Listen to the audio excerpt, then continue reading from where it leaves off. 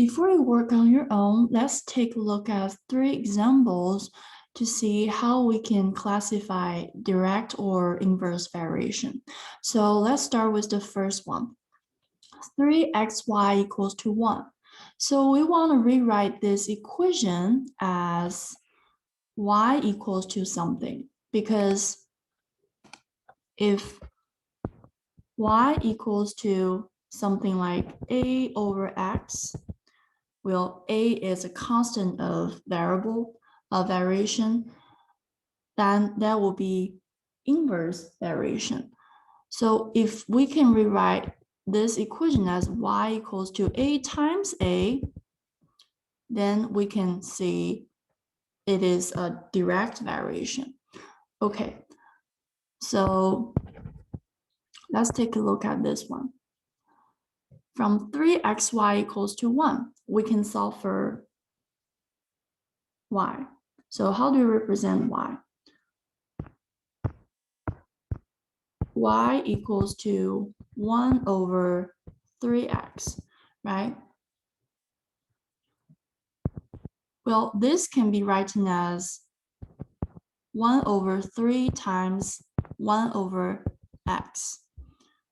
Also can be written as 1 over 3 over x. Well, if you take a look at this looks like y equals to a over x, right? Well, a is a constant of variable. So we can, from the key concept, we learn that if x and y shows as this relationship, we can determine that x and y shows inverse variation. So the first one is xy shows inverse variation. Okay, so how about the second one? Let's try to represent y. Okay, so this is a given. Y equals to 4 over 5x. Well, this forms is y equals to a times x, right? So from the key concept, we learned that if x and y shows this relationship, well, we can determine that x and y shows direct variation.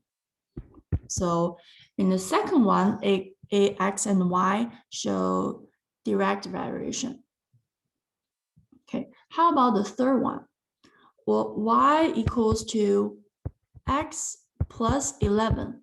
Well, in this equation, it is not the inverse variation because it doesn't look like this. It doesn't satisfy this form of equation.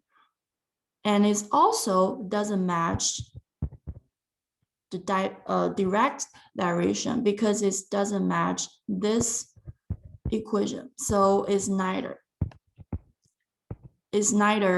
direct nor inverse variation. So the third one, x and y shows neither variation.